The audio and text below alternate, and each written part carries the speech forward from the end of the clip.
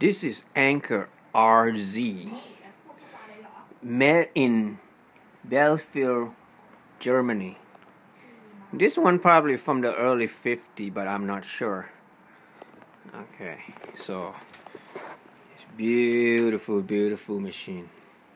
Nickel plated hardware. This is a straight stitch and zigzag lever right here on the front with the lock thing here.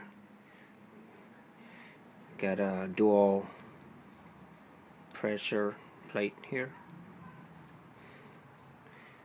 So smooth, very smooth. It's like very effortless. This is forward and reverse. This is drop feed dog.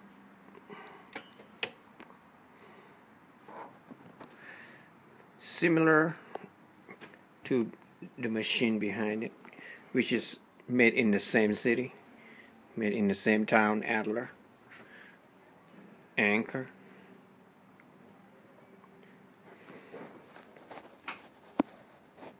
Beautiful machine. ANKER RZ.